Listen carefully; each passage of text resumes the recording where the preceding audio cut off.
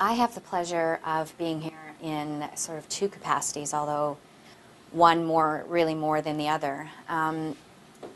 As a professional, I am lucky enough to work for an organization that is extremely supportive of diversity and inclusion as a business imperative. And part of that job helped me come in contact with Quigger and with the episodic disability movement. And I have the pleasure of being able to help them and promote what they're doing through my company, which is really a great thing to do. But I also am very excited by the contact with this organization because I'm also a person who lives with a disability on a day-to-day basis. And that disability isn't your traditional disability. I don't have a wheelchair. I don't have a guide dog. I don't fit any of those sort of typical traditional disabilities that people think of when we talk about persons with disabilities generally. So I'm gonna talk a bit about what my experience was and what the gaps were in terms of rehabilitation and treatment that I experienced, and then what it's been like being back at work and living with that disability on a day-to-day basis, and how my employer has helped in that respect.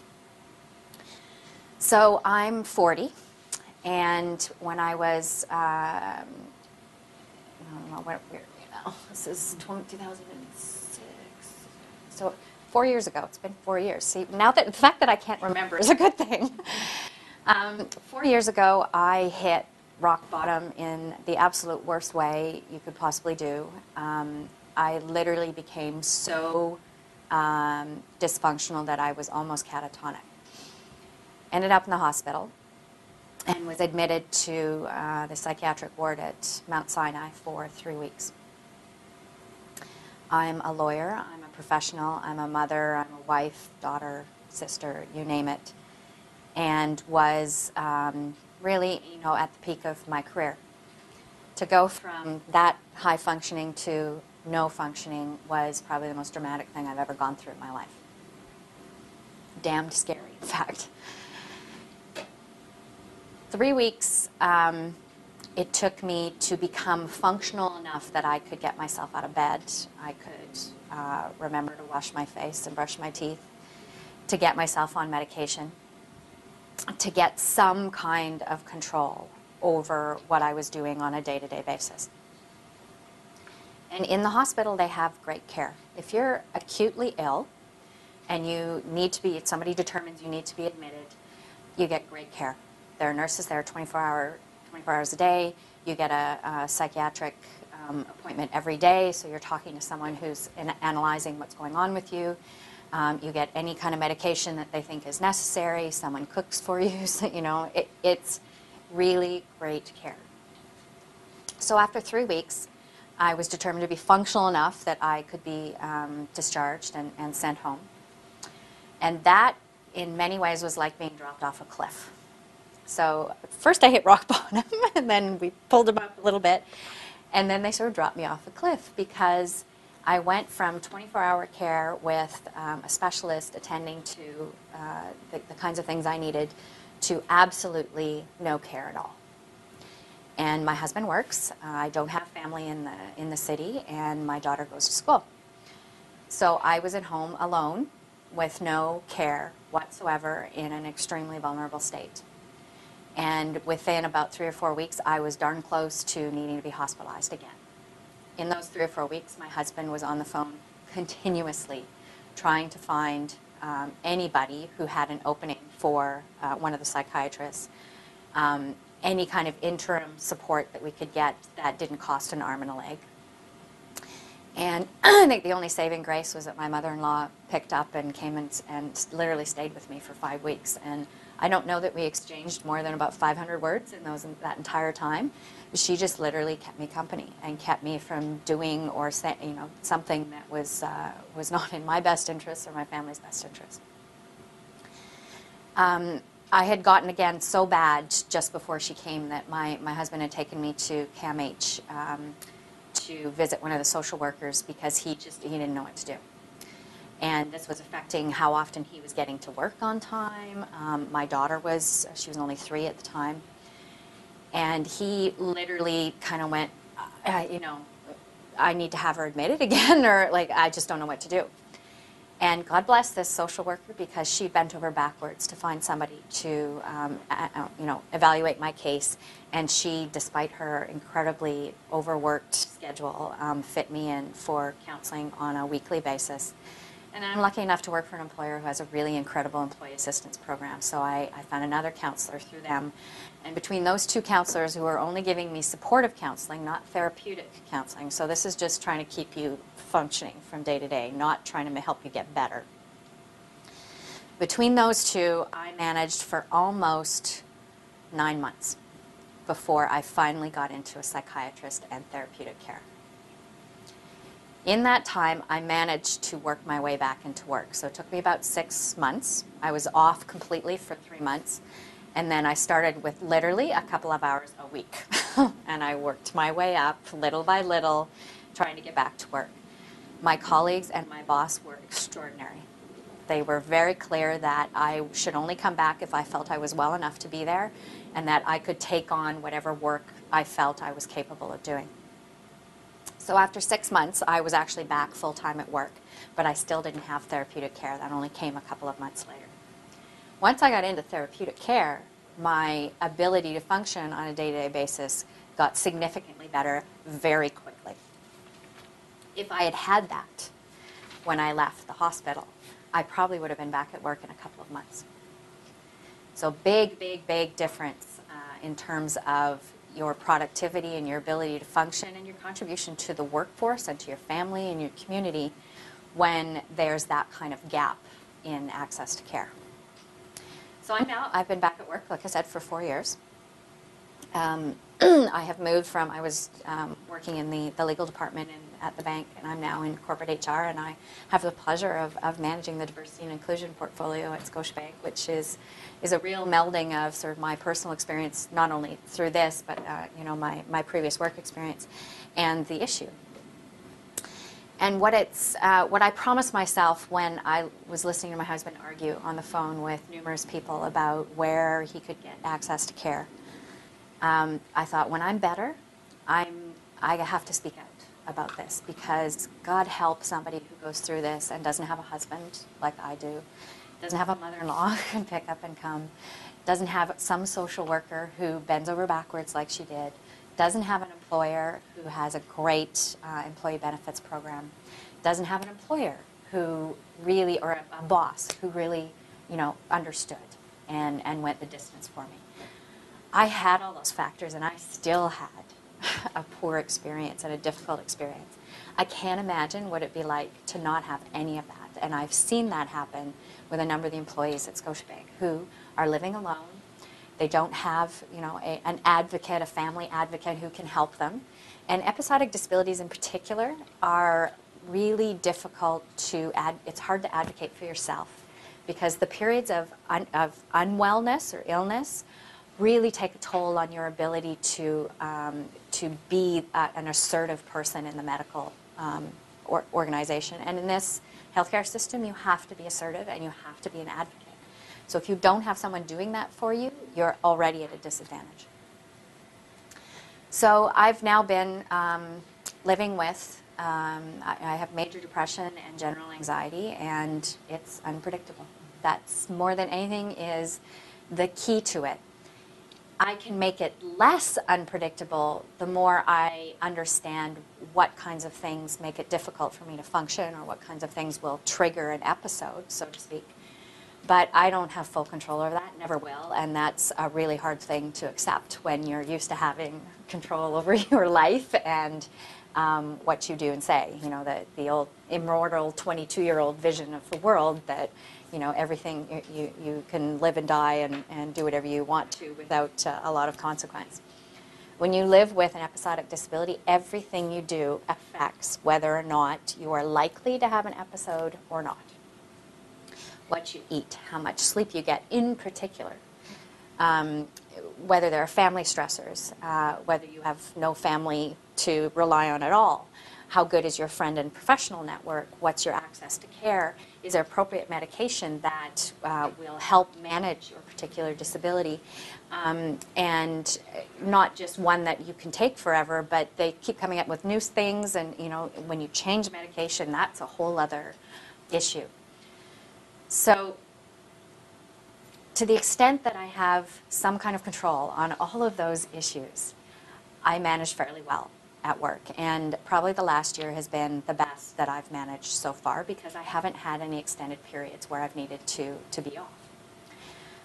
I've had probably 2 or 3 periods of 2 to 3 weeks in the last 4 years where I was just completely non-functional again. Not as far down as I was, but clearly not able to concentrate, be at work. You have very little motivation, frankly, for getting out of bed. So for me, not being able to get out of bed is a pretty bad day. And I sort of have 3 ranges: not getting out of bed but working at home, and then making it to work and managing through the day.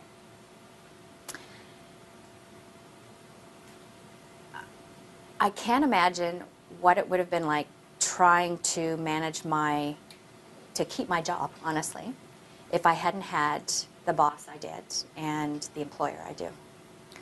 So my boss was very, very clear that I was valuable, that my health was paramount, that he would help with anything I needed to get help with, so any of the policies at work or that kind of thing, and that any work that I could contribute was also valued.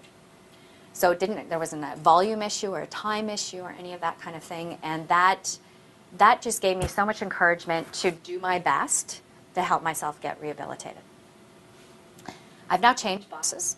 I have an equally understanding boss, and I didn't change bosses without sourcing that first, because that has become a really critical factor to me. My bosses need to know everything about my day-to-day management and that kind of thing, although I'm probably more open than your average person. But he needed to know that there are going to be mornings when I might call and say, it's not working this morning. And it's not because I have a really bad cold or the flu or, your traditional sick stuff. It's because I am not functioning at a level that's appropriate for being in the workplace. And my presence in the workplace when I'm not functioning very well is really kind of detrimental, because people worry about you and, that kind of thing. So it's not really great for me to be there when I'm not functioning very well. But there are times when I can work at home. I'm really not presentable in that sort of way. So what I've come to understand is there's not necessarily a really hard and fast boundary between what I need to tell my boss for him to understand what to expect from me, and what he doesn't really need to know. But what it comes down to for me is absolutely proactive management of my day-to-day living. So as part of my job, I often end up going to evening events that are part of diversity. In fact, I'm going to one tonight. I know that when I stay up late and I don't go to bed at the same time, that the next morning is difficult. So when I have events, I take my computer home and I work at home for either the whole day or the next morning, because I know that sleep is a real big issue for me. Or if I'm out on the town or whatever, which I rarely do anymore, that happens to be one of my triggers. I also know, as I've discovered, that the dentist is a really bad trigger for me for some reason. It just completely destroys my ability to think and do anything for the rest of the day. So I've stopped scheduling those 7:30 a.m. Dentist appointments, because I don't make it through the rest. I don't make it to work after that. I now have them at the end of the day, and I've stopped taking my daughter with me to get her appointment done too, because I can't manage her and me at the same time. But I had to learn from that experience, where I called work and went, I'm not going back to work. Going straight home to bed. I really have to watch my diet. That, has a very significant effect on my mental health. And, I really have to pay attention to what's going on in my family and how much responsibility I'm taking for what goes on in my family. They're all still in Alberta and Vancouver, so we're alone out here. And it's hard when stuff's going on and you can't do anything from here.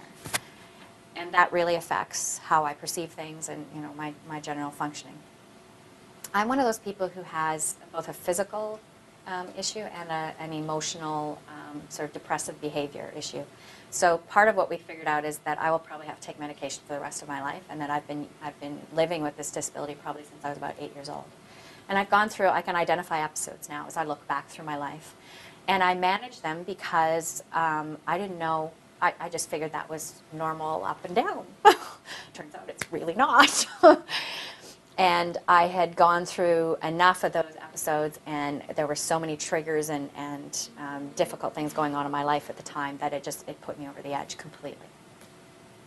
So I clearly have a chemical issue where I just don't make enough serotonin. But I added on to that, I've also developed very strong depressive behaviors around certain traumatic events in my life that have added on to that. So I've got kind of a weird combination. Some people might have an entirely chemical issue where they just need medication on a regular basis. And some people may not have a chemical issue. They're just, they've developed behaviors that are in response to traumatic events in their life that they really have to unwind and figure out how to do. And I've been going to therapy every week for 4 years. And I now understand why people go for 10 years, because it took me 40 years to get the way I was.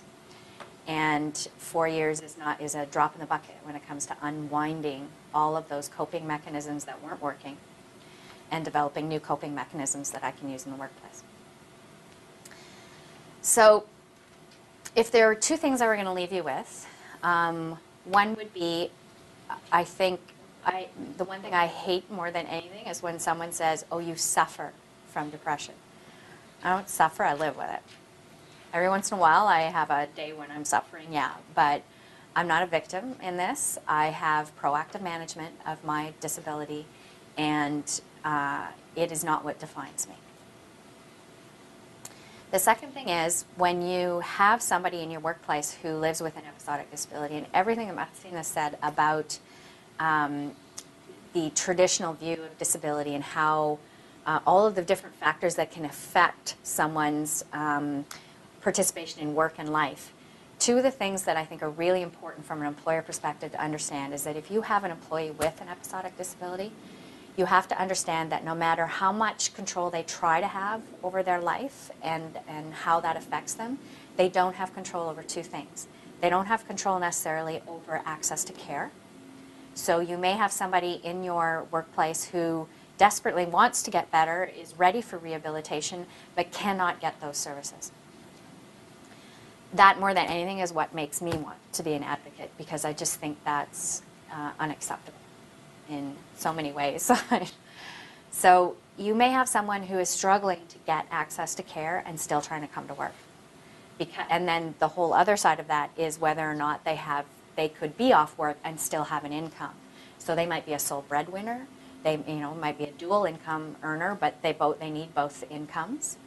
So that tension between knowing what you probably need, i.e. probably some time off to get better, and being able to take that time off with the appropriate access to care and support is an enormous tension for most people. The second thing is whether or not that individual has a support network at home. So are they somebody who lives alone? Are they somebody with a strong family connection? Do they have a partner? Whoever that person is, if they don't have someone in their life that plays that part, that just adds enormous complexity to it. And I've seen that happen over and over again with employees that sort of landed in the legal department because they were really unpredictable and having all of those issues, and they had no one advocating for them. So those are background issues that you have very little control over as a person with a disability, but significantly can affect your workplace participation.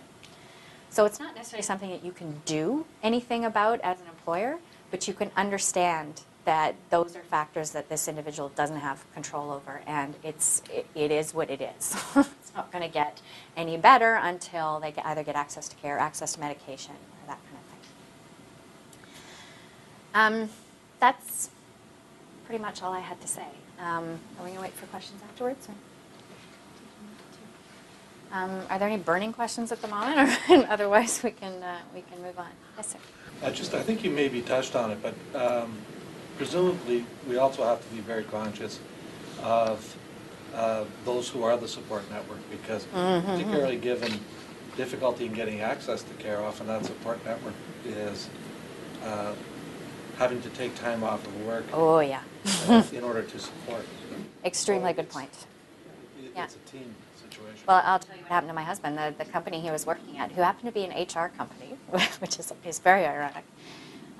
He was bringing his laptop home and he was working from home because he was scared to leave me alone in a lot of cases. And he was very upfront with them. You know, my wife's in the hospital. I have a 3-year-old. We don't have family. You know, he let them know what the situation was. And after a couple of weeks, they took him into the office and told him that if he didn't start they were paying him for 100% participation. If he didn't start showing 100% participation in the workplace, that he was going to lose his job. Fabulous.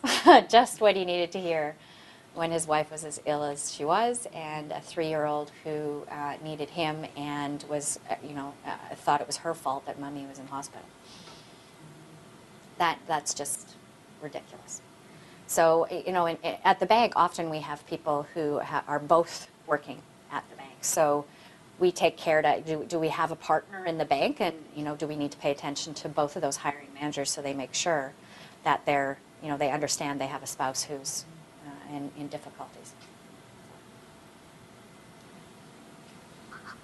So in terms of, very disturbing in terms of access, and I don't know that there's an easy answer, but as employers, are there supports for employers and resources for us to assist employees in gaining access to assistance? As employers, or as managers, I would get really well acquainted with whatever your company offers. So most large companies or public service have employee assistance programs of some sort. Get really well acquainted with that. Understand what services are available. So if you have an employee in trouble, you can say, you know what, there's this service, you're able to pull those up quickly. But part of what the Episodic Disabilities Network is doing is to try and put all of those other services and supports together in one place, so that you, as the employer, could go, we're gonna sit down and we're gonna look at this portal and find something that will help you. Because right now it's hard. First of all, I just want to say I admire your ability to talk to us about this. Thank you very much. I'm new manager here, and I have quite a few actually issues which are not visible, and probably no one in the department knows about what the other person is suffering, but I had a number of people who came out with a number of diseases, so I'm just trying myself, first of all, to handle how do I process that, because I find it difficult to learn about it, and then how do I work with those people. On your note about access to care, I actually had a situation where someone couldn't bring a doctor's note. And in talking to my colleague who works as an insurance agent, it turns out that insurance companies have departments, and what they do, the only thing that those departments do is they say they chase the doctors, because they cannot have doctor's notes to the insurance company. So if the insurance company cannot get the doctor to respond, how can a sick person get a doctor to respond? And you were talking about yourself, about a well-educated person having all access. When someone who is not that well-educated to begin with, scares me. I mean, they are really out of luck. But what I wanted to ask you, if you have a moment to tell us, what are the things that can be, that are wrong, that people could do to make the case be worse? In other words, with the best intentions or without much thinking about it. So just like you said, well, we don't suffer, we'll live with something. A little thing like that changes. Yeah. But is there anything else that you can tell us? You need to look at, well, what really are they not executing on? Is it touching on those really essential things and I need to have done day to day? A good example is our balancing teller in a branch. we need that person to execute the balance at the end of the day. That's a bank act, or like the 20 different regulators require that. If someone has MS and their cognitive memory and their ability to process transactional relationships is impaired, you have somebody who's not going to be able to execute that essential duty. So unless you understand what the essential components of your jobs, it's going to be difficult to go to someone and say, not what's affecting you and what are you living with, and tell me about it. That's not what you need to do. What you need to do is say, here are the essential things that I need you to do every day. Are you having trouble with any of those? And if you are, is there something different we can do that will help you execute those duties? Are you attending medical treatment? Is that a regular thing? Do you need time in order to get to that medical treatment? Whatever that is. Most people who have episodic disabilities have regular treatment of some sort. So I go every Wednesday to my therapist, and my boss knows that I'm not available during that time. He doesn't know who my doctor is or any of that kind of stuff. He knows that, but that's a really important element to me to be able to continue to function in my essential duties at work. So the conversation is about, here are the things I need you to do. If you're having difficulty executing those, then what do we need to do to help you? And if there isn't anything that we can do to help you, then we're in a different situation. Then that's about, okay, are you in a job that you can continually do on a regular basis? And you might not be. Or is this an appropriate time where we need to talk about time off or flexible work? Flexible work is like the biggest gift any corporation can give to its employees. So promoting the understanding of flexible work as well, and how does flexible work with essential duties? So does it matter when or how that work gets done? In most cases, it honestly doesn't, unless you're a call center employee or who has set shifts where you need to be in front of a customer. Then it matters where the job is done. But if you only care that the job gets done, and it gets done in a quality fashion, and you meet the deadlines you need, then does it matter if someone works from 10 to 8, or 10 to 6, or from 7 to 3, or at home, or do they have the technology to do that? It's really about getting people to get past that. I need to see somebody in the office on a regular basis. And it's also what I've realized, and I didn't mention this actually, and I forgot about it. The real trouble with managing episodic disabilities, or the difficulty in managing episodic disabilities in the workplace, is that we are not only from a societal perspective programmed to expect predictability from people, because predictability breeds consistency, breeds trust, right? If someone's unpredictable, it's hard to trust them. We are also genetically coded that way. So as an animal in the world, we are genetically programmed to look for predictable patterns that will help us manage our survival. So both from a genetic perspective and a societal perspective, you are already in an uneasy position when you're dealing with someone who's unpredictable. So that's a really tough thing to overcome on a regular basis. But if you understand that, yeah, okay, it's not going to be, the easiest thing to do, but I can be proactive about helping the person understand what they can and can't do, or what they can manage, usually, and sometimes just not so much. And does that matter in the end? Mm-hmm. Just something you said there. I think it's really important as managers that we really look at flexibility for all employees. Oh, absolutely. Yeah. In that sense, because if you've got a fairly rigid structure, but it seemed to be special treatment of someone who's in this type of situation, that can be very tough with coworkers as well. Absolutely. And there is, particularly with technology, terrific opportunities to add so much more flexibility into how we approach our work. So I think the context is there to really get significant improvements on this file a lot quicker than maybe it was 10 years ago. Yeah, absolutely. In fact, we just changed our flexible work. We went from alternative work arrangements when it first came out to flexible work arrangements, and we were still getting feedback that arrangements really still gave the context of special treatment. So we've now changed it to flexible work options. Option available for anybody. As long as you meet business objectives. There are some jobs where flexible work is just, it's not possible because you can't do the essential duties in a flexible manner. That's all there is to it. But we've really gone out hard on it's an option. And it doesn't matter why the employee wants that. If it's possible, again, doesn't matter how, when, or where that work is done, then why not? Doesn't that make sense? You get much more engaged people. And you get really loyal and engaged people who have episodic disabilities and have a flexible workplace. I can guarantee you that. That's been the subject of conversation for the last 4 years with my psychiatrist.